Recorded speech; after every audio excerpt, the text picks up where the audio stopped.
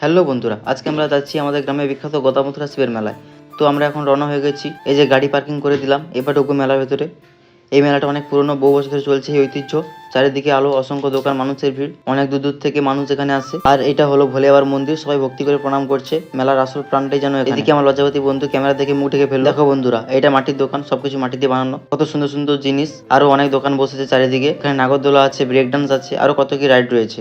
ঘুরতে ঘুরতে আমাদের ভীষণ খিদে পেয়ে গেল, তাই খেলাম পাপড়ি চাট। এখানকার দাদাটা কিন্তু দারুণ বানায়। তারপর ভাবলাম মেলা এসে পিৎজা না খেলে চলে। 10 মিনিট ওয়েট করার পর গরম গরম পিৎজা হাজির। এদিকে ঋত্বিক দীপুকে খাইয়ে দিল। আমি জিজ্ঞাসা করলাম কেমন হয়েছে। তারপর আমিও একটু টেস্ট করলাম, সত্যি ভালো হয়েছে। আমি তো হাউস করে খেয়ে নিলাম। তারপর একটু ফটোশুট করলাম। মেলা মানে কিছু স্মৃতি জমা করা, এই মুহূর্তগুলো পরে সবচেয়ে বেশি মিস করি। তো এইভাবে কাটলো আমাদের দিনটা। তোমরাও একদিন ঘুরে আসো আমাদের গদামথুরা শিবের মেলায়, অনেক মজা পাবে। ভিডিওটি ভালো লাগলে লাইক, কমেন্ট আর শেয়ার করো। আমি সুজয়, দেখাবে পরের ব্লগে।